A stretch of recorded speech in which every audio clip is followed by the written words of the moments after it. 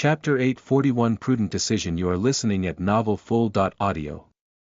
For a few moments, there was an awkward silence between the three of them. Eventually, Sunny sighed. Listen, it is what it is. I have my own reasons to join the campaign in the Southern Quadrant.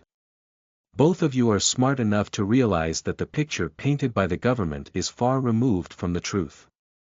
The truth is that Antarctica is going to be a disaster, and no one, not even masters like us, can guarantee their survival.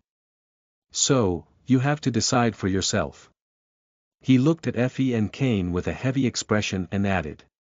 If you decide to join the Second Army, do it for a good reason. Do it for yourself, your desires, your principles. Point is, whatever you do, definitely don't do it for me. Chances are that we won't meet even if you ship to Antarctica. It's a big place, you know. His friend stared at him with unreadable expressions. A few moments later, Kai shook his head with a subtle smile. Thank you very much for caring, Sunny. But you don't have to remind us, really. We both have good heads on our shoulders. We are more than qualified to make prudent decisions. Effie nodded. Exactly. If anyone should be giving sage advice here, it's us. We're older than you, and also, it's pointless, anyway, because we have already enlisted. Sunny blinked. You what? The huntress grinned and patted him on the shoulder. What, did you think that we would miss our chance to fight an apocalyptic horde of nightmare creatures? Dream on, buddy. Both Kai and I were among the first ones to submit our applications to the recruitment bureau. He stared at her for a second, then rubbed his temples. Wait, you did? Why? Effie and Kai glanced at each other and shrugged. The archer was the first one to respond. Because there are hundreds of millions of people that need help. Is this not reason enough? The huntress shook her head. Because I am a warrior. When an enemy invades your home, you don't hide. You go to war and kick the enemy's butt. We humans need to protect what's ours. If we can't even do that much, then we won't be humans for much longer. We'll just be food. Sunny studied their faces, then scratched the back of his head. Well, all right. I guess that makes sense. Welcome aboard, then. With your power and abilities, the Second Army is probably salivating over your applications right now. Chances are, you guys are going to outrank me very soon. Prudent decisions, huh? Doubtful. As they walked toward the ivory tower, he shared some details about the operation with them, including the disposition of human forces, the intended phases of the campaign, and his own role as a captain of the first irregular company. As he did, both Effie and Kai grew a little pensive. Yeah. I am not sure that the government can actually pull it off. Even if we maintain control over the evacuation centers, repelling the siege of the nightmare creatures for months won't be easy. It would be a miracle if we hold out for a year. But can the fleets even evacuate everyone in a year? Sunny hesitated for a moment, then tentatively nodded. That is the plan. The ships, they are massive. The naval convoy I'm currently at is carrying 100,000 soldiers, but that is only because most of the space is taken by the war machines, supplies, and all the logistical stuff needed to support a massive army. On its way back, the same convoy can carry millions upon millions of refugees. There are more convoys than that one, too. So, a year is not an unrealistic goal. Actually, it's more than most projections suggest. His face grew darker. However, that is only if the convoys don't meet obstacles of their own. So, who can say? I doubt that these projections will survive coinciding against reality. Kai sighed. It seems that the Second Army won't be ready to deploy anytime soon. By the time we arrive in Antarctica, the situation might be entirely out of control. Many things can go wrong in a few months. Sunny shared the same sentiment. For what it's worth, I don't expect the worst to happen before you guys have the chance to experience it personally. The chain of nightmares is going to be ramping up as time goes on, as well. So, you'll have plenty of opportunities to live through the truly terrible parts. They entered the ivory tower, where Hope had once been imprisoned. As always, Sonny felt a subtle shiver run through his body and soul when he saw the great hall where he had faced the ineffable demon. Now, Hope's former prison cell served as the heart of the human citadel. The 7 broken chains lay on the ground, forming the wide borders of the circle that served as the gateway. Myriads of runes glowed softly on their surface. The fire keepers made their home on the upper levels of the great pagoda, so the first level was mostly empty. Only a couple of them were here, busy with chores. Noticing Sonny, they greeted him with excited smiles.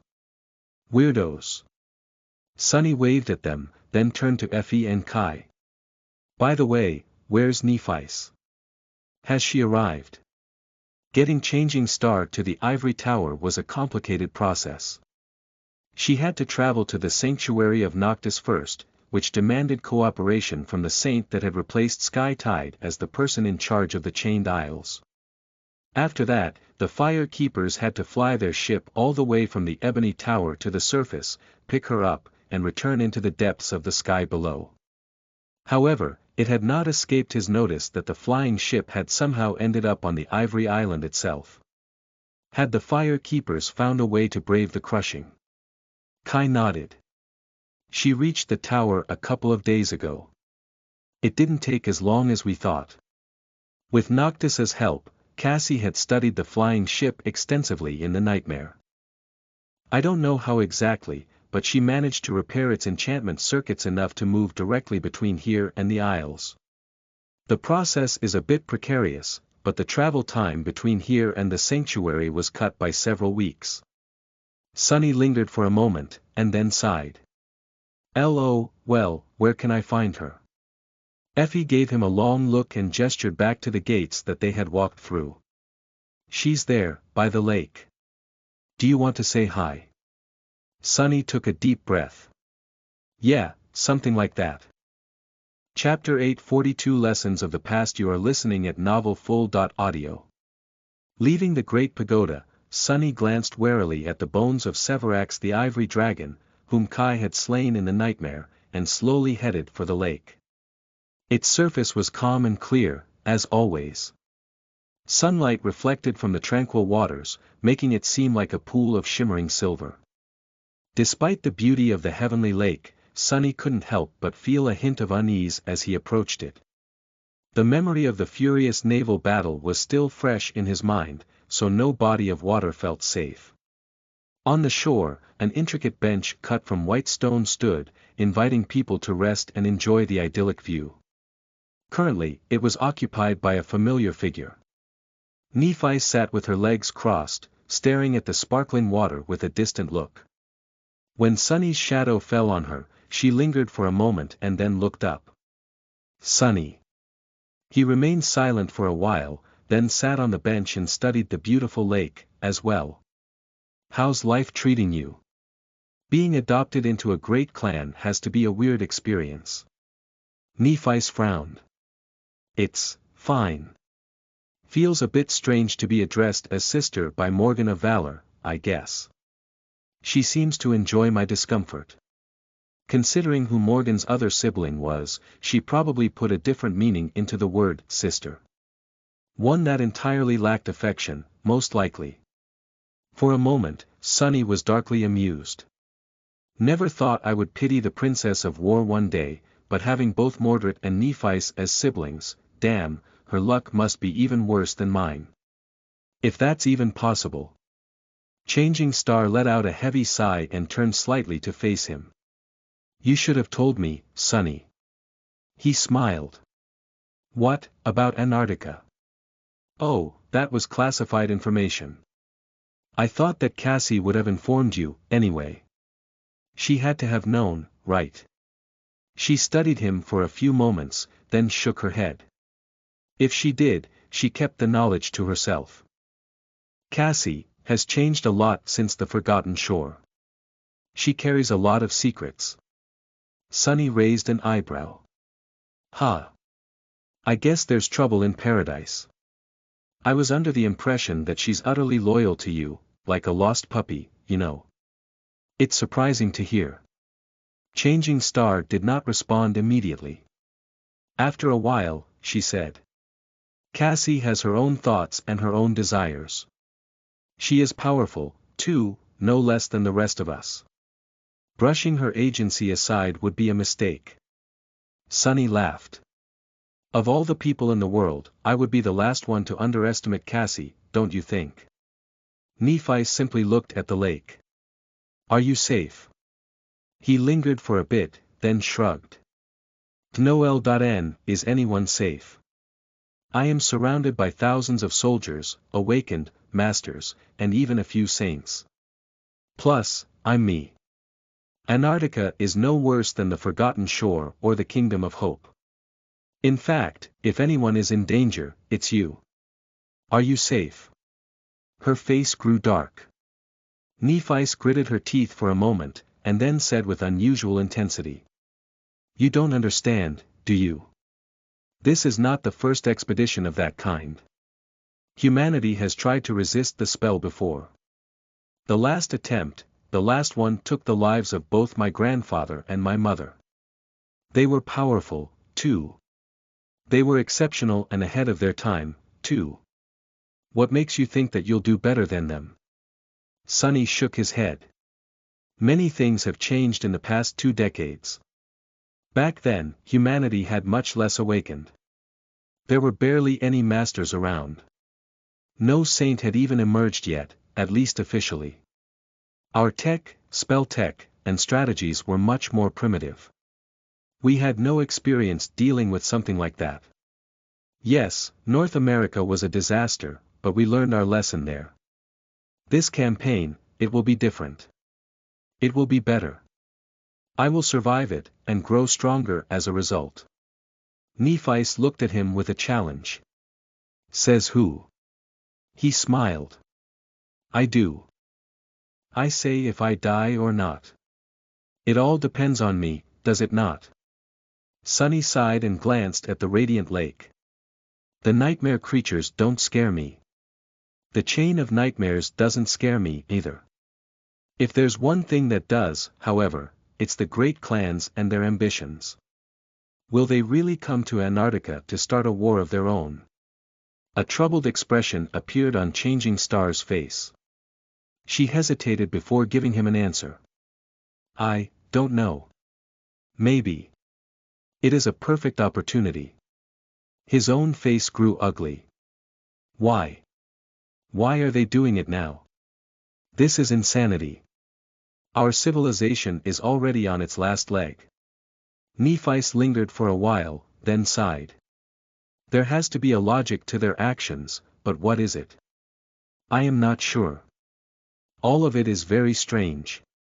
We are missing something, I think. A key piece of information that can explain everything. The sovereigns, they never do anything without a reason. Sunny scoffed. Is there something you are sure of? She looked at him and said in a serious tone. There is one thing. Changing Star remained silent for a moment, distant flames dancing in her cold gray eyes. When the great clans do come to Antarctica, all of us better be ready.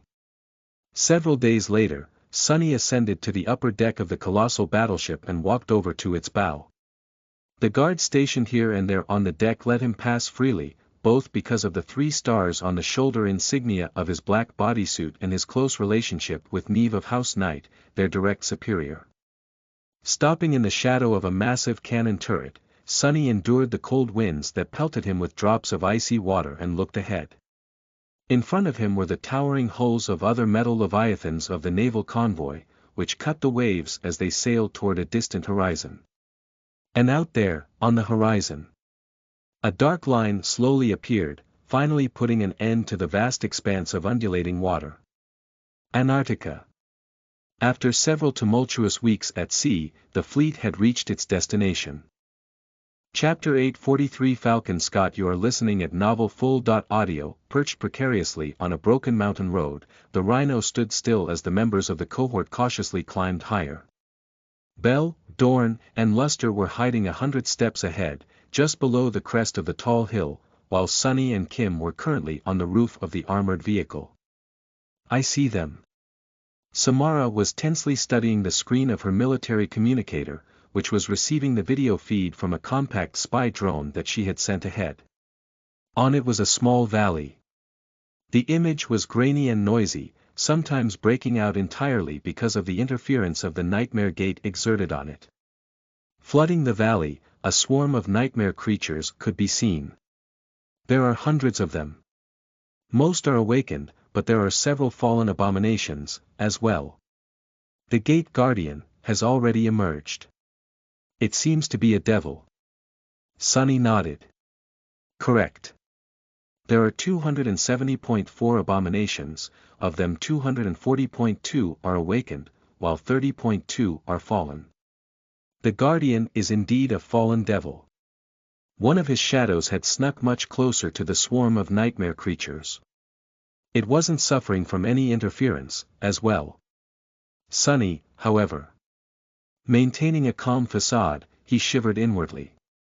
The gate was whispering into his ears, calling to him on a level much deeper than thought or emotion.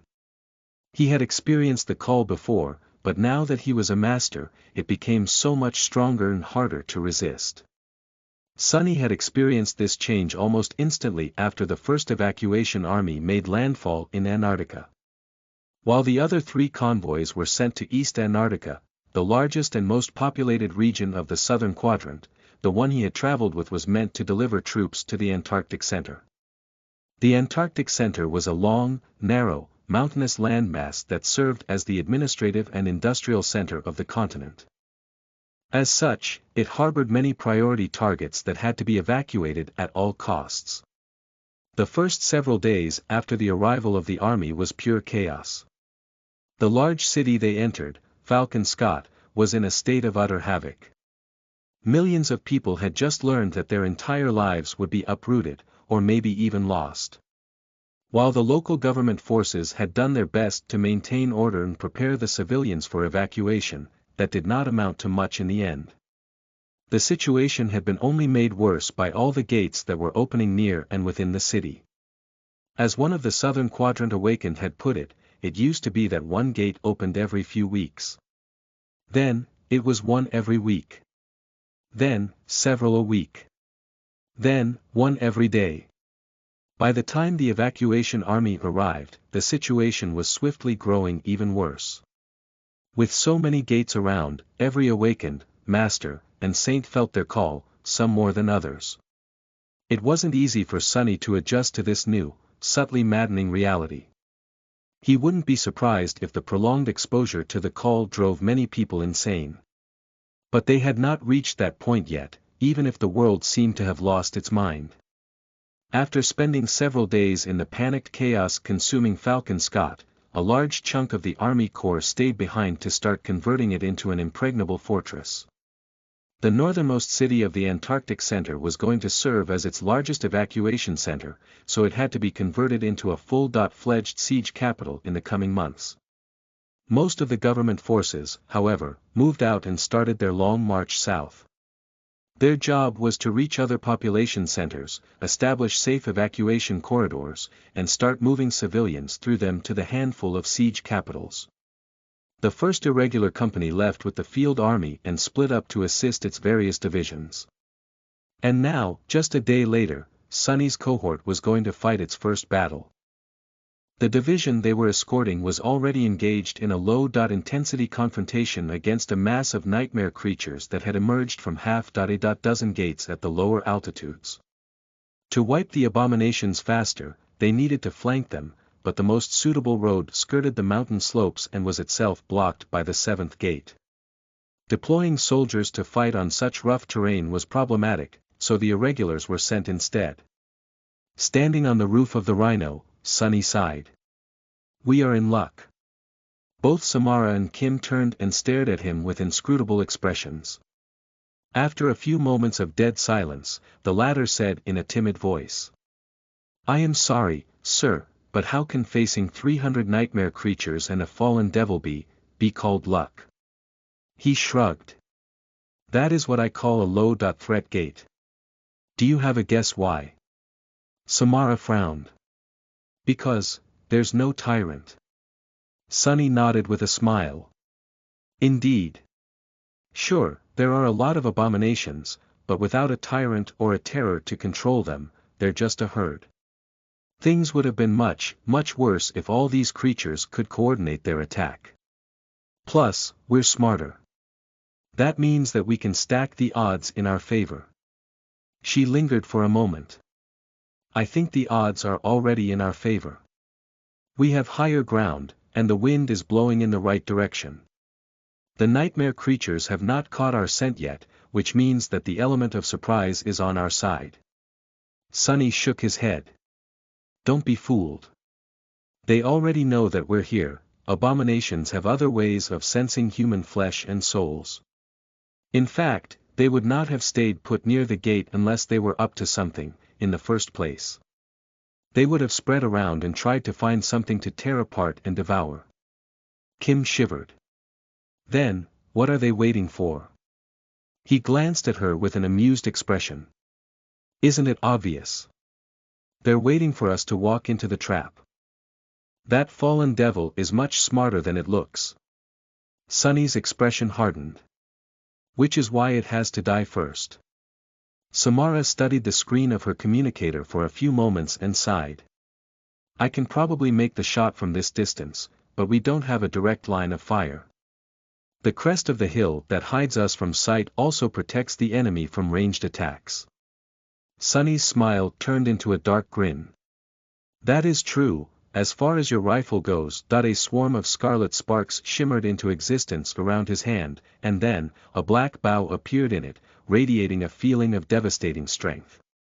Its string was bright red, and there was a small brand of the same color on one of its limbs, in the shape of an anvil pierced by a straight sword. But arrows, unlike bullets, do not have to fly in a straight line. Chapter 844 Opening Act. You are listening at NovelFull.audio. Sunny studied the swarm of abominations that flooded the small valley.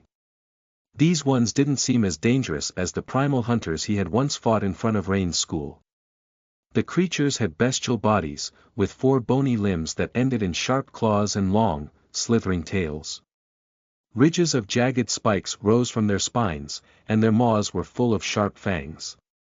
Most disturbingly, all except for the fallen ones seemed to have had their eyes violently torn out. Now, only darkness nestles in the empty, gaping holes of their eye sockets. The abominations did not move as if they were blind, though. There was a strange, predatory precision to their subdued motions. The devil was different from the eyeless beasts, though. It resembled them outwardly, but possessed a more humanoid body. The creature stood on its hind legs, while his front limbs resembled human hands. Its eyes were closed, and even seemed sewn shut. Something constantly moved behind the eyelids, giving Sunny the creeps. The powerful abomination towered above its ilk, reaching almost 3 meters in height. 270.4 nightmare creatures, was a lot. Most cohorts of Awakened would not have even considered attacking that many abominations, and quietly retreated instead. I need to be careful about this. Sunny thought for a few long moments, and then spoke. Samara, move forward and assume a position higher up the slope, where you'll be able to shoot over the crest of the road. Vanguard, prepare to advance and secure the crest. Kimmy, work your magic. His words reached the melee fighters of the cohort without any problem. Of course, he could have used the usual technological solutions to ensure good communication, but with how unstable tech was near nightmare gates, it was always good to have a backup. For that reason, Luster was currently in possession of an extremely ordinary, very unassuming rock, which, nevertheless, was somehow able to speak with their captain's voice. One of Sunny's shadows was following the vanguard as well, so he had no trouble hearing their responses. As the cohort's ranged specialist hoisted the heavy rifle on her shoulder and jumped down off the rhino, the melee vanguard crept forward. Quentin served as the center of the formation, with Belle and Dorn flanking him. Luster stayed behind, to cover their backs and prevent any monsters from escaping toward the rhino. He was confidently wielding a beautifully etched halberd in his hands, which both gave him some range and allowed the young man to support the three fighters from the back, should the need arise. Its versatility also gave him a lot of options on how to engage the enemy. During the past weeks, Sonny had done all he could to raise the battle effectiveness of the cohort and enhance the memories of his soldiers. The weapons received most of his attention, but he also augmented their armors by transplanting the tenacious enchantment of the Patient Avenger into their weaves. With its help, the survivability of the cohort had reached a new level. The Patient Avenger itself had been entrusted to Quentin. Sonny also transferred the Blood Blossom to Belle, with much reluctance, of course. With his current strength, the augmentation granted by the morbid charm could not benefit him in any substantial way. It was a different story for the awakened swordsman, however, so the decision, sadly, made too much sense. Each member of the cohort was additionally protected by a charm that gave them slight resistance to cold, which is why they were able to all but ignore the slowly falling snow and the chilling wind that blew through the mountains. Standing near Sonny on the roof of the rhino, Kim, who was wielding a round buckler, a sharp rapier, and had a snub-nosed automatic carbine slung around her back, concentrated and unleashed her ability. First, she borrowed Sonny's sight. This also allowed her to see what his shadows saw, even though receiving so many different perspectives put an immense strain on her mind. Then, she used her dormant ability to concentrate on the fallen devil and find its weaknesses. Finally, she shared her own perception back to Sonny, allowing him to see where to strike, as well. The shadows did not see color, so to him, the body of the towering abomination became painted in different shades of gray. The lighter areas were the most resilient, while those that were darker were less protected. Strangely enough, a small spot at the very center of the devil's forehead was almost entirely black. That was where Sonny aimed. As he wrapped two shadows around his body and strained his muscles, the black bow bent. Despite possessing an enchantment called Unbending. Because of it, Morgan's warbow required a giant strength to draw, but was also capable of sending arrows very far, and translated devastating force to them. Luckily, Sonny was incredibly strong, even for a master.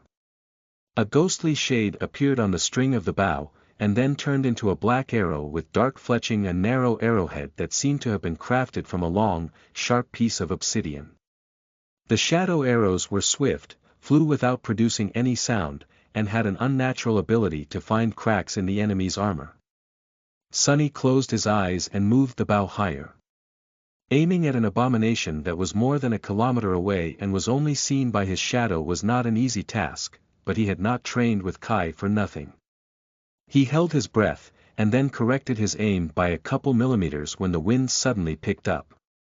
Lastly, Sonny poured his essence into the bow, instantly emptying one of his 4 cores. The Death Dealer enchantment was a gluttonous one, as far as essence was concerned. But it was worth it. A moment later, Sonny relaxed his fingers, allowing the string to slide off them on its own. The black arrow noiselessly disappeared into the sky, so fast that it was hard to see it at all. It arched above the crest of the road, soared high, and then fell down. The fallen devil might have still dodged if it knew what was coming, but the shadow arrow was so swift and silent that the abomination never stood a chance. A black streak flashed in the air, piercing the center of the gate guardian's forehead with stunning ease and exiting from the back of its head a split second later. The devil's eyes suddenly opened, revealing. Sonny never learned what had been hiding behind the creature's eyelids, because a moment after his shadow arrow disappeared into the ground, the creature's entire skull suddenly deformed and violently exploded. Every bone in its upper body was shattered by the residual force of the impact. The misshapen, headless corpse was thrown back with so much momentum that it killed several nightmare creatures that just happened to stand in the way. Just like that, the fallen devil who guarded the nightmare gate was gone.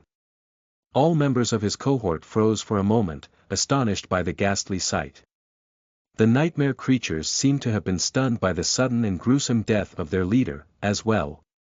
Standing on top of the rhino, Sunny lowered his bow and smiled with vicious glee.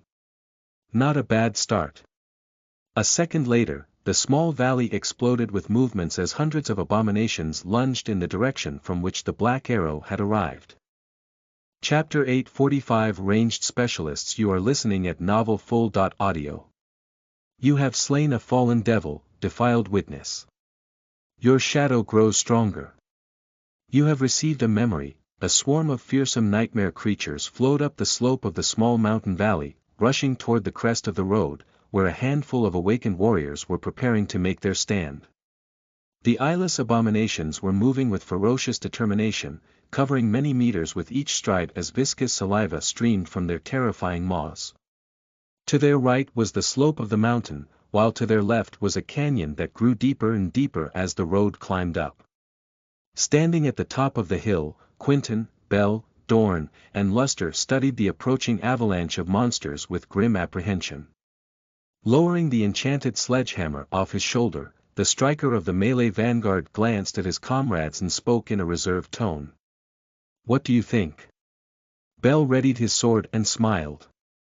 "This is going to be fun. If we survive, I won't have to be embarrassed about sleeping through the last one anymore." Quentin silently shook his head, while Luster, who stood behind the three, closed his eyes for a moment. "Crazy bastard." The swordsman simply laughed. At that moment, they heard a subtle electric whine, and then a loud crack of a highly compressed sonic boom. A moment later, the head of a hulking abomination that towered above the rest of the swarm exploded into bloody chunks. The massive carcass toppled over like a marionette that had its strings cut, instantly turning into a lifeless heap of twitching meat. Standing on the roof of the rhino, Sunny drew his bow and let an arrow fly. "Keep aiming for their foreheads, Samara. Take down as many fallen as you can before the enemy reaches the 200 meters mark, then switch to explosive ammunition and concentrate on the front rows of the awakened abominations. We must break their momentum." Hidden between large rocks higher up the slope, the deadly sharpshooter recharged her coil gun as she poured a steady flow of essence into an armor-piercing tungsten slug. "Understood." A heartbeat later, the rifle whined again, and another abomination fell to the ground.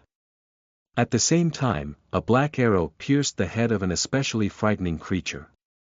This time, the effect was not as drastic, but the eyeless horror was killed just the same.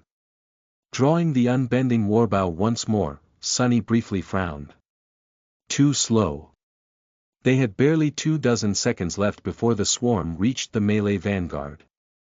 That was not nearly enough to kill all the remaining fallen abominations, and then there were the 240 awakened ones left, as well. Sunny and Samara would just had to do their best. Standing by his side, Kim nervously grasped the grip of her carbine and checked its magazine, which was loaded with bullets that seemed to glow slightly in the dim twilight. Each had been charged by Samara prior to the battle. Sadly, the supply of this powerful rounds was limited. The bullets slowly lost their charge as time went by, so the cohort could not hoard them. Black arrows rained from the sky, reaping one life after another. Head after head exploded, turning the cracked asphalt on the mountain road slick with blood.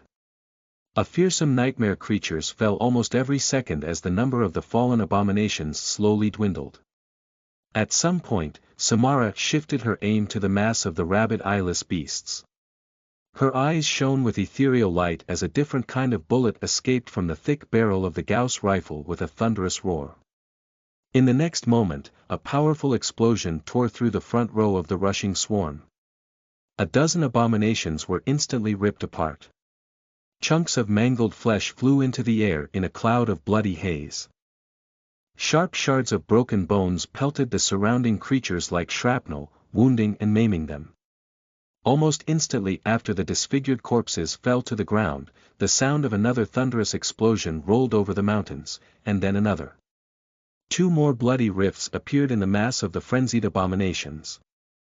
Now that Samara didn't have to aim, her rate of fire increased. However, so did her consumption of soul essence. That's enough. Conserve your essence and switch back to priority targets. Sunny felled another fallen creature and drew the black bow again. However, this time, a different arrow appeared on its string. Instead of wood and metal, it seemed to be made of pure lightning. Just a couple of seconds before the first nightmare creatures reached the crest of the hill, a furious bolt of lightning fell from above. Augmented by the Death Dealer enchantment and two of Sunny's shadows, the strike of thunder instantly turned the abomination it hit into a cloud of swiftly dissipating ash. Then, powerful currents of electricity arced to the nearest beasts, spreading through the swarm in a destructive chain reaction. Because the monsters were so close to each other, the lightning spread far and wide. It grew weaker with each jump, but still, the damage it dealt was devastating. Sunny failed to count how many abominations he had killed, but it had to be several dozens, at least. Even more were burned and wounded to various degrees. But he wasn't done yet.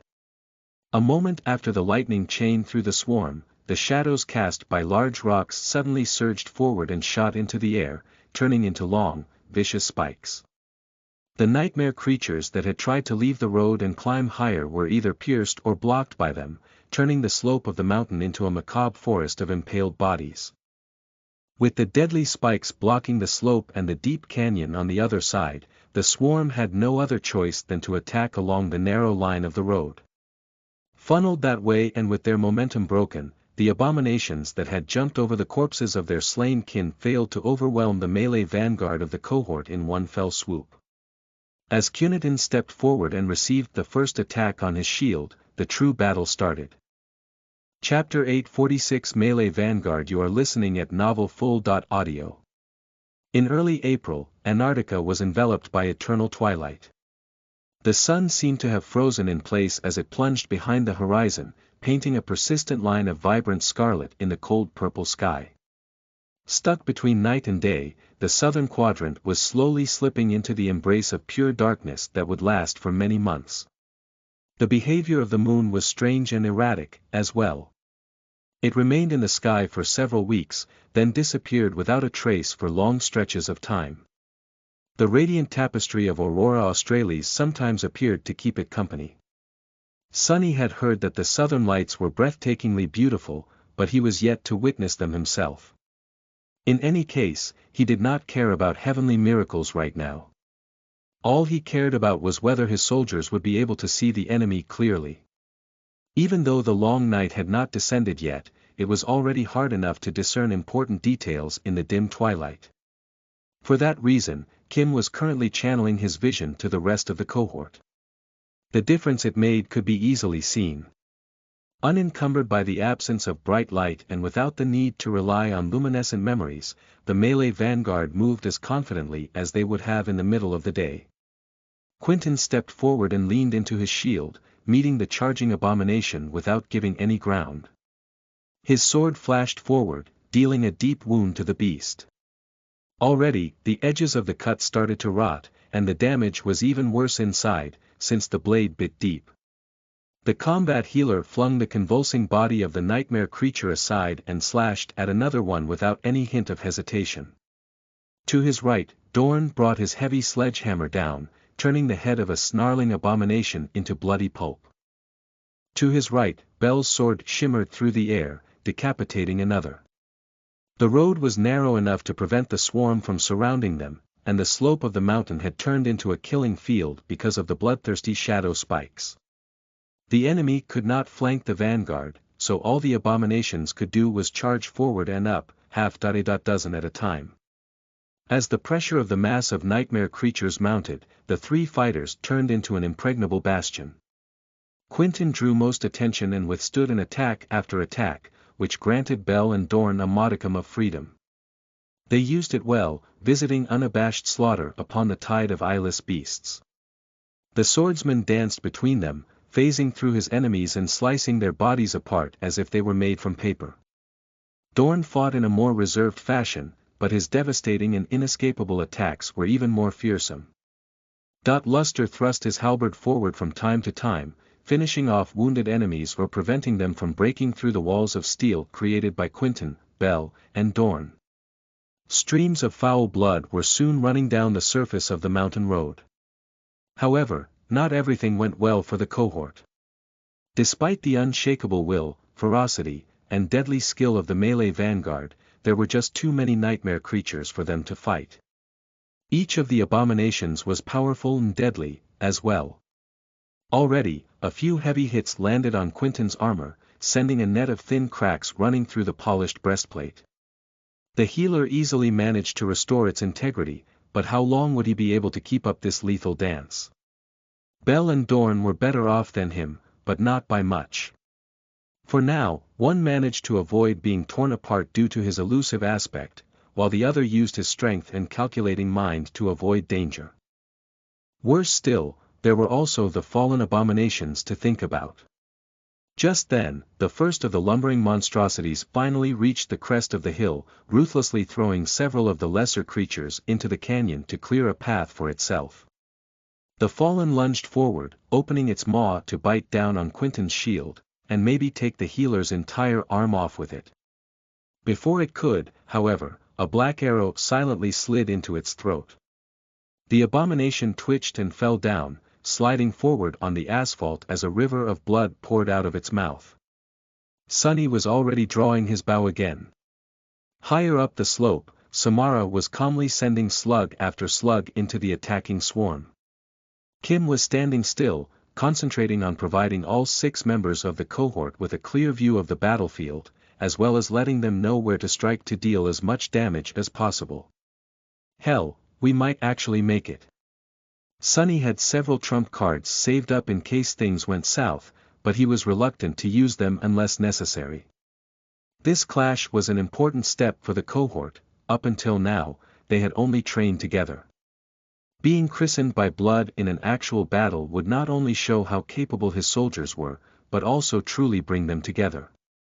Sadly, just as he thought that, the situation suddenly and dreadfully changed. As the whole swarm of the eyeless abominations got close to the crest of the hill, the creatures froze for a split second. And then, the long jagged spikes growing from their spines suddenly grew hazy, producing a strange vibration that covered the surrounded area like a dome. Sunny heard a high-pitched ringing that burrowed into his ears like a hot needle, and then, the entire world suddenly spun. Curses! He swayed, almost falling off the rhino's roof. Suddenly, Sunny couldn't tell where was up and where was down, where was left and where was right. Everything around him turned blurry, disorienting, and impossible to tell apart. Through the shadows, he felt Quentin missing a step and being thrown back by a charging abomination. Dorn swung his sledgehammer to cover the falling healer, but missed and was pulled off balance by the inertia of his mighty strike. Bell phased back and staggered, almost tumbling to the ground. Sonic attack. Sunny gritted his teeth and dove through the shadows, disappearing from sight and emerging between the fighters of the melee vanguard a moment later. A flute carved out of emerald bone appeared in his hands. Kicking a nearby beast hard enough to crush its ribs and send the revolting creature flying away, Sunny brought the flute to his lips and blew into it softly. A moment later, a cone of absolute silence enveloped the crest of the hill. Instantly, the world stopped spinning, and he could see clearly again. As Kynading, Dorn, and Bell picked themselves up and readied their weapons with a visible relief, Sunny smiled darkly and stared at the approaching monsters. The cruel sight was already weaving itself into existence, surrounded by swirling fog. Taking a step forward, Sunny gripped the shaft of the somber spear and grinned. Denied. Chapter 847 Slaughter. You are listening at NovelFull.audio.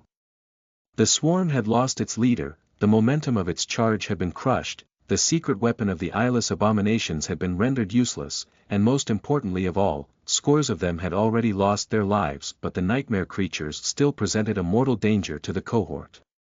There were still enough of them to bury Sunny and his soldiers under a mountain of flesh, claws, and fangs. More than a dozen fallen abominations remained, as well, rushing forward to devour the 7 humans. An ugly smile appeared on Sunny's face. Come get us, then. As the blade of the cruel sight shone with incandescent light, he sliced through the body of a lunging beast and issued a quick command. Vanguard, follow me. He put the shaft of the somber spear in the way of a snarling maw, shifted his weight to throw the enemy to the ground, and struck another abomination with the butt of his weapon. Kim, move forward to the crest of the hill. Samara, get closer and keep pressuring the fallen. As he spun and unleashed a diagonal cut, beheading a disoriented monster, a new memory was already weaving itself into existence. A thin iron chain was soon wrapped around his neck. On it hung a small statuette in the form of a beautiful young woman that held a spear in one hand and a human heart in another. Blood was pouring from a gaping wound on her bared chest. The dying wish seemed to come alive as his essence flowed into it. Death wish, enchantment description. Those who witness the wielder of this memory are compelled, friends to be inspired, foes to seek the wielder out. The power of the memory grows the more enemies they give the gift of death, and can be consumed to heal the wielder's wounds. Death charge. 0 out of 1,000. Now that Sunny was at the front of the cohort's battle formation, both his soldiers and the nightmare creatures could see him clearly. Well, he wasn't sure if the eyeless abominations could see anything, but they definitely perceived him in some mysterious way. The effect of the transcendent charm could be felt instantly. Behind him, the 4 fighters of the melee vanguard were suddenly reinvigorated. Their movements grew faster, sharper, and more focused. The enemies, on the other hand, became even more frenzied. They lunged at Sunny like rabid beasts, consumed by blind hatred, hunger, and madness. With all this fury mostly concentrated on him and him alone, Quentin, Belle, Dorn, and Luster gained some space to breathe. Which was a good thing, but... crap. This was the first time Sunny used this particular memory, and he was already starting to regret it a little. The pressure of the mad onslaught that the affected nightmare creatures unleashed upon him was no joke. Gritting his teeth, he spun and danced, slaughtering one abomination after another. Guided by him, the vanguard slowly pushed into the swarm, taking a few tentative steps forward. Sunny served as the tip of their formation, turning into a bloody hurricane of radiant silver and bleak steel. Despite his superior strength and speed, another fighter would have been quickly overpowered by the sheer mass and ferocity of the countless nightmare creatures, then brought down to the ground and either crushed or torn apart. Luckily, Sunny was just too slippery and elusive to be surrounded and piled upon. As 3 shadows wrapped themselves around his body, his agility and swiftness reached superhuman heights. More importantly, when even that wasn't enough, he easily stepped through the shadows to avoid being swarmed by the onslaught of frenzied beasts. Empowered by his incredibly high divine affinity, the undying chain effortlessly withstood stray blows that managed to get past his defenses from time to time. The cruel sight sang, harvesting life after life like the scythe of the Grim Reaper. Behind him, the melee vanguard fought with murderous resolve and swiftly improving cohesion. Not only were they able to provide Sunny with much needed support and block the enemies from attacking him from the back, each also killed one abomination after another. Belle's sword sliced through bodies as if not meeting any resistance, Dorn's sledgehammer crushed them like a devastating wrecking ball. Quentin's attacks were not as spectacular, but each abomination wounded by him soon stumbled, convulsed, or simply fell down and died. Even Luster was doing his part, either thrusting his halberd forward like a spear or using its hook to throw the eyeless beasts off balance and make it easier for others to slay them. Samara had abandoned her sniper nest and moved closer to the crest of the hill to dive into the dome of silence created by Sunny. Her new position was not as advantageous, but she still managed to lend most of her shots. Although not all of them were able to hit the weak spot on the forehead of the fallen abominations, even those that had not dealt the powerful creatures serious wounds. A few eyeless beasts had managed to slip through the defensive line of the melee vanguard back when the swarm first unleashed its sonic attack. They were already hurtling in her direction with nothing slowing them down. As they did, a hail of bullets suddenly struck the abominations from the side, tearing into their bodies. Kim, who was running up the road, aimed her carbine without ever slowing down and unleashed a rain of charged rounds on the nightmare creatures barreling down on Samara. Reaching the last one, she let go of the weapon and allowed it to hang freely from its sling. The young woman sidestepped the lunge of the rabid monstrosity, then delivered a powerful uppercut with her buckler. As its edge connected with the beast's jaw and jerked the eyeless head up, a slender rapier shot forward, piercing the abomination's neck. A moment later, the beast was dead. Not too long after that, Kim reached the crest, fell on one knee, and took up her carbine once again. Now that the melee vanguard advanced slightly down the road, she had a clear line of fire at the swarm. Firing it in short bursts, the young woman joined the mayhem. Suffocating under the constant flood of frenzied monsters, Sunny grinned. Dorn, don't try to kill every abomination, just push them off the cliff when you can. The fall is unlikely to kill them, but we can easily clean up the stragglers later. Luster, disengage and help Samara regain some essence. The rest, continue doing what you're doing. Slaughter them all. The members of the cohort obliged, echoing his last command with battle cries of their own. Slaughter them all. Slaughter. And so they did. Chapter 848 Persistent Threat. You are listening at NovelFull.audio. In the end, the cohort eradicated the swarm of the eyeless nightmare creatures. It was not easy, and there were moments when each of them brushed with death. But eventually, the 7 humans observed the vast killing field with tired expressions, exhausted, but alive. Hundreds of cut, crushed, and torn bodies littered the broken asphalt of the mountain road. Blood flowed down the hill, pooling into crimson puddles at its base. The carcasses of the fallen abominations towered above the corpses of their lesser ilk like mounds of rotten meat. Looking at the ghastly sight, Sunny felt very happy that the army supplied them with actual food. Right now, he was very reluctant to go back to the familiar diet of only eating monster meat. With a sigh, he turned away and glanced at his ragged band of soldiers. Despite the fact that their battle was over, time was still of the essence. Luster, go inform the army command that the road is secured, then bring the rhino to the crest and park it on the slope. The rest of you, rest while you can. Oh, and also, good work. The members of the cohort looked at each other, lively smiles appearing on their tired faces. We did do all right, didn't we? With that, they walked away from the mass of mangled bodies and sprawled on the ground, steam rising from their blood-covered armors into the cold air.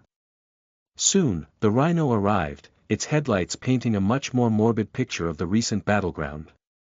The soldiers rested and recovered their essence.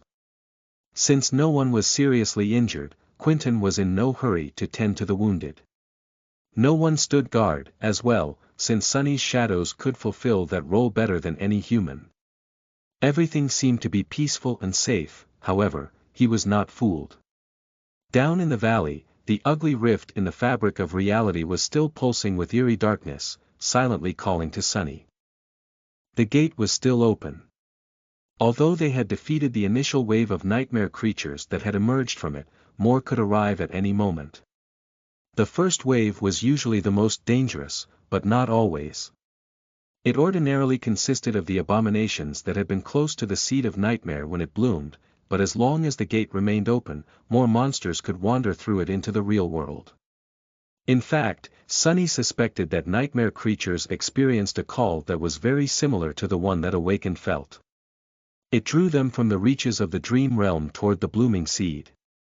Those that had been near it arrived first, but many more could eventually come. That was why if a gate could not be closed, it had to be contained and constantly monitored by the government forces, at least near or within the population centers. With time, the number of such containment zones grew, stretching the ability of the government to secure them. So, the cohort was not entirely safe. He stared at the eerie rift for some time, feeling the call slowly eating away at his sanity. Then, Sunny shook his head, walked over to the rhino and sat down in its shadow. He was tired, as well. It was time to sort out the results of the battle. Summoning the runes, he thoughtfully studied them. Name: Sunless. True name: Lost from Light. Rank. Ascended. Class. Devil. Shadow Cores. April 7th. Shadow Fragments. 1246/4000. Curses. Despite the scope and ferocity of the recent battle, he had only received 30 or so shadow fragments from it, for killing the Gate Guardian, the rest for slaying the fallen abominations. Since Sunny was ascended now, he gained nothing from slaying nightmare creatures of the dormant and awakened ranks. Becoming a tyrant was not going to be easy. Whatever, he continued to read the runes with a sour expression. Memories. Silver Bell, Puppeteer's Shroud, Midnight Shard, Extraordinary Rock, Prowling Thorn, Endless Spring, Dark Wing, Moonlight Shard, Mantle of the Underworld, Weaver's Mask, Broken Oath, Autumn Leaf, Cruel Sight, Covetous Coffer, Undying Chain, Heavenly Burden, Memory of Fire, Memory of Ice, Strike of Thunder, Morgan's Warbow, Shadow Lantern, Bone Singer, Shadow Chair, Overpriced Saddle, Dying Wish, Evil Eye. Sunny had learned to weave names into the memories he created after coming back from the nightmare. Shadow Chair was the exquisite wooden chair he had borrowed from Noctis. Sadly, no other items Sunny had tried to bring back to the real world survived. Everything had simply ceased to exist once he returned, to his bitter disappointment. However, the artificial memory remained.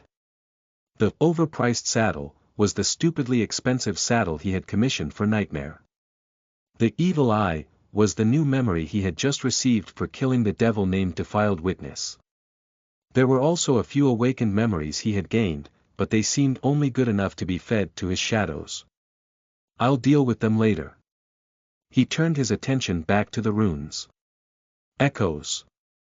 Shadows. Marble Saint, Nightmare, Soul Serpent. Attributes. Faded, Flame of Divinity, Master of Shadows, Blood Weave, Bone Weave. Aspect. Shadow Slave. Aspect Rank. Divine. Aspect Abilities. Shadow Control, Shadow Step, Shadow Manifestation. Aspect Legacy. Shadow Dance. Flaw. Clear Conscience. Dream Anchor. Tower of Hope. The name of the Soul Serpent was dim and lifeless. Sunny could not dismiss or summon the shadow back after gifting it to Rain, at least not from a distance. He still felt a subtle connection to it, though. He knew that serpent was alive and well. That's something, at least. They are both all right. With a sight, Sunny concentrated on his new memory, the Evil Eye. After reading the description, he learned that it was capable of enhancing one's vision, making a person capable of discerning more details, and seeing things clearly from a greater distance. The effect had to be rather powerful since it came from a fallen devil, but he had to decide what to do with it. Sunny could either use it himself, feed it to one of his shadows, or give it to one of his soldiers. Samara and Kim were the best candidates. The awakened sharpshooter would be able to pick off targets from much further away, which was an obvious benefit. The timid seer, however. Sunny was very curious to find out how the augmentation of the Evil Eye would affect her ability to see the vulnerabilities of his enemies. After thinking about it for a bit, he turned his head and said, "Hey, Kimmy. Come here for a second." Chapter 849 Pincer Maneuver. You are listening at NovelFull.audio. The Evil Eye seemed to suit Kim's aspect very well. Of course, the cohort was only going to really learn how much it had been improved during their next battle. Which, without a doubt, would follow very soon. But not yet. Sitting on the ground and watching snowflakes dance in the dim sky, Sunny rested and evaluated the performance of his soldiers, and his own, in the clash against the swarm of eyeless beasts. Overall, he was satisfied with the result. Why wouldn't he be, considering that the enemy had been destroyed while none of his subordinates had suffered a serious injury? Everyone had performed well. Belle, Dorn, and Quentin had shown their value as elite combat specialists. Samara had confidently surpassed his already high expectations. Kim had been instrumental to their overall effectiveness and provided adequate support. While Luster's contribution had not seemed that spectacular, his presence actually made all the difference. The young man had also done well enough for himself as a second-line fighter. However, things weren't that simple. A subtle frown appeared on Sunny's face. How troublesome. The relative ease of their victory had been predicated on several factors. Firstly and most importantly, control over the terrain and the proper use of its advantages. Secondly, the immediate elimination of the fallen commander of the swarm. Without the defiled witness, none of the nightmare creatures had possessed fearsome unnatural powers. The vile abilities that devils and abominations of higher classes possessed added an element of unpredictability to every battle. It was that instability that made any kind of strategy and planning unreliable. This time, Sunny had been able to remove the threat and maintain tactical superiority, but what about the next? He doubted that every future battle would be as orderly.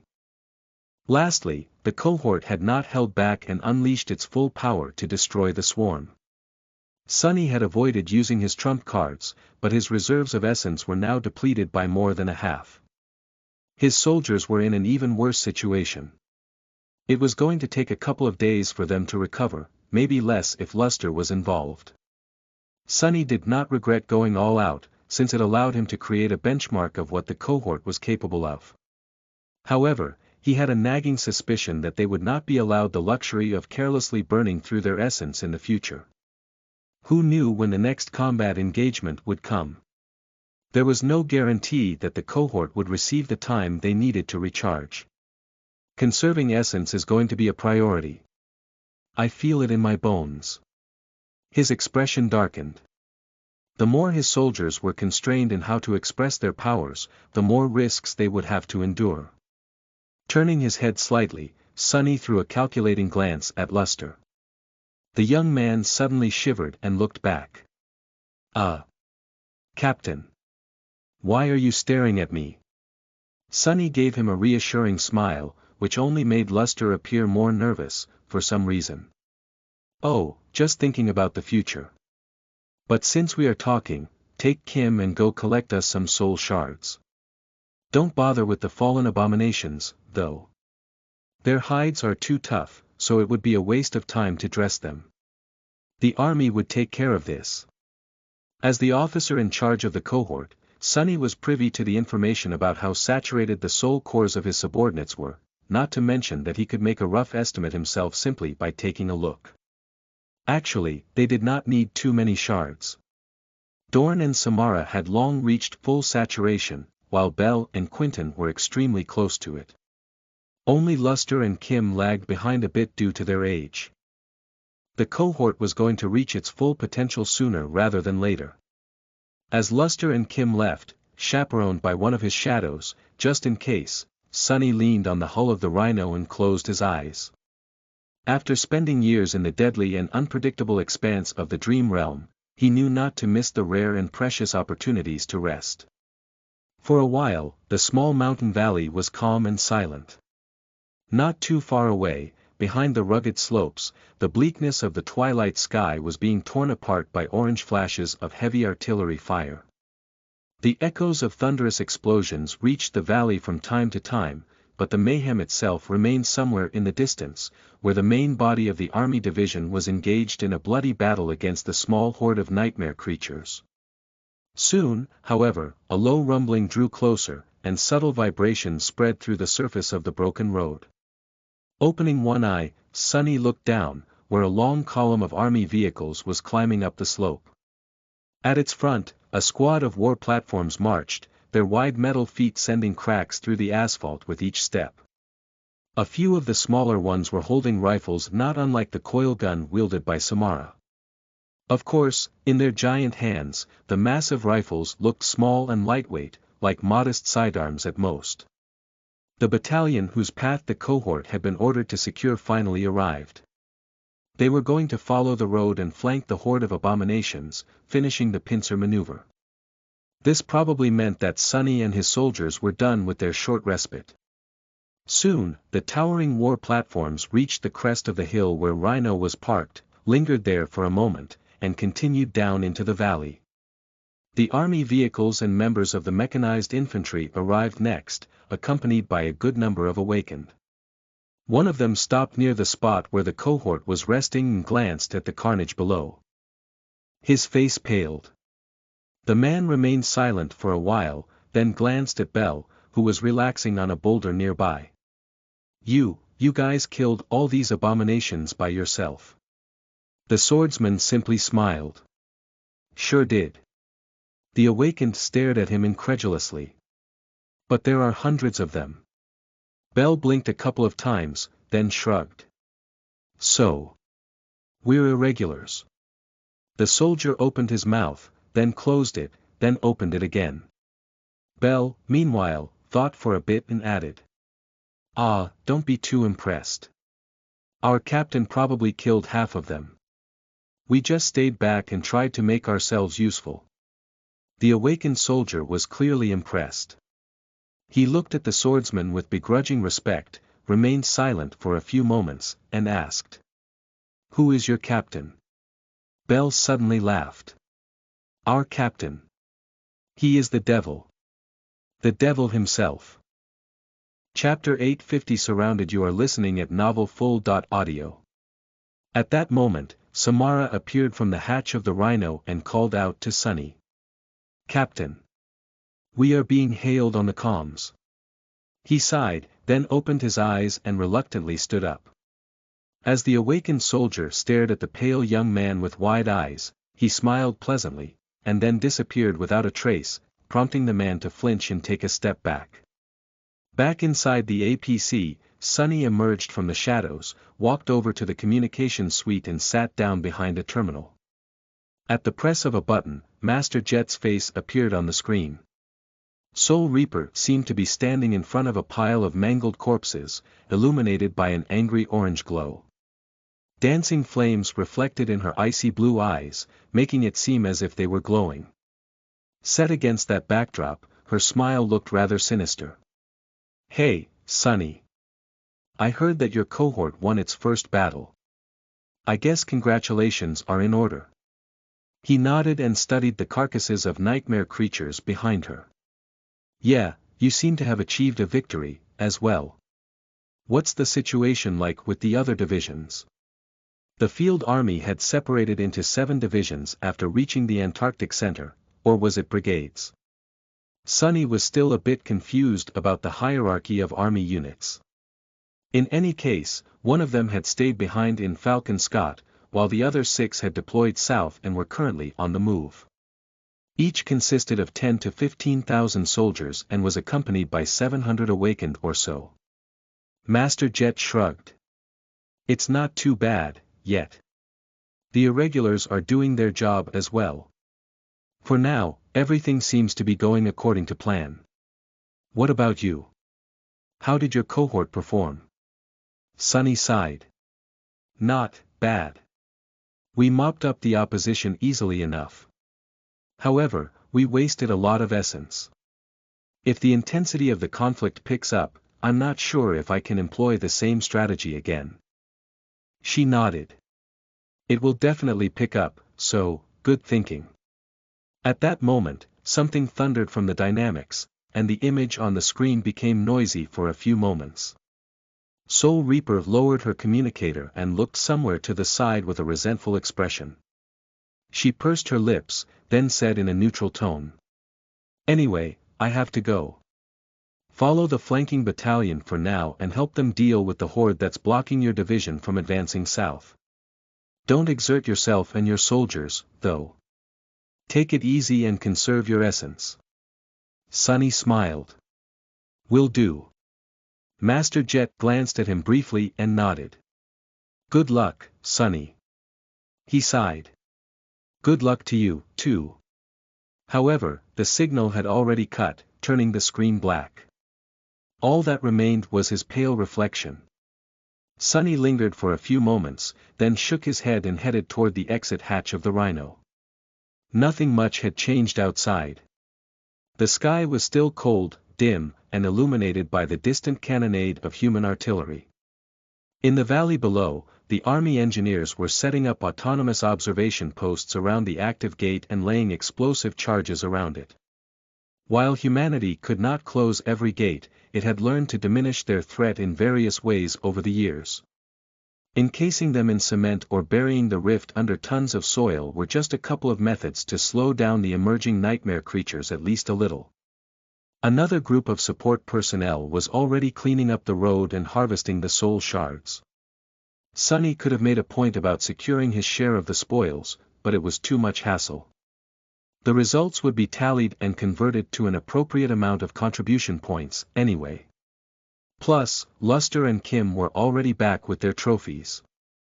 Stepping out of the APC, Sonny looked at his soldiers. Gather up. As the cohort assembled around him, he pointed to the glimmering crystals. Those with unsaturated cores, share the soul shard among yourself and absorb them. We have 10 minutes to get ready to move out. Our next task is to support the assault on the flank of the bunch of abominations making a ruckus on the other side of the mountain. Only dormant abilities and passive enchantments this time, so don't get too rowdy. Once the threat is eliminated, we can get some sleep. Understood. There were no questions. 10 minutes later, the Rhino joined the column of the army vehicles and rolled forward, in the direction where the flashes of light and the sounds of explosions were coming from. The flanking battalion passed the small valley, climbed high up the slope of the mountain, then crested a narrow pass and came in view of a massive battle below. Around 2,000 nightmare creatures were pressing down on the defensive line of a well-organized human force. The soldiers were not in a hurry to attack and concentrated on keeping the abominations away from themselves. The barrage of explosive shells, squall of slugs unleashed by the towering war platforms and countless soldiers of the mechanized infantry, and several hundred awakened were doing a good job of containing the raging horde. Looking at the chaotic battlefield from above, Sonny grimaced.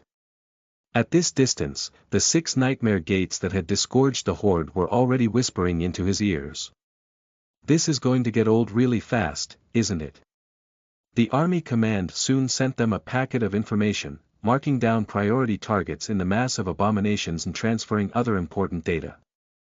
As the battalion formed to start the assault on the flank of the enemy force, Sonny studied it all and then pointed at an especially ugly monstrosity. That will be our target. We must take this gate guardian down.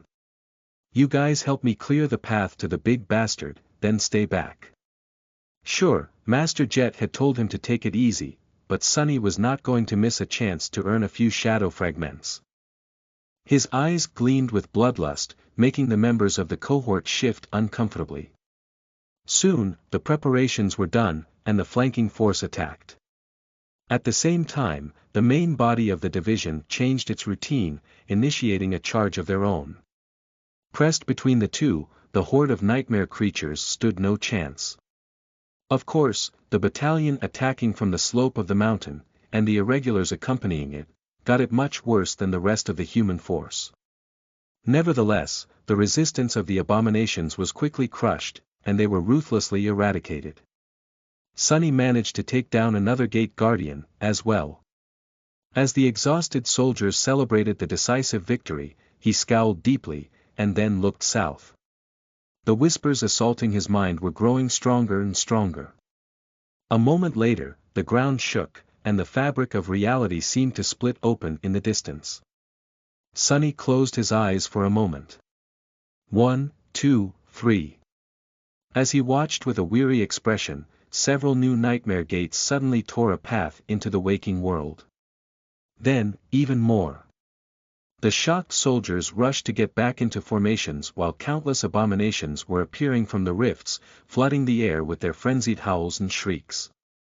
Worse still, one of the gates opened directly behind the army, putting it into an encirclement. Standing on top of the corpse of the massive guardian, Sonny sighed and shook his head dejectedly. This is going to be a long day. Well, of course it would be. Since they were in Antarctica, this day was going to last for another few weeks, and then turn into a night that would last for many months. He had a feeling that this endless night would feel even longer.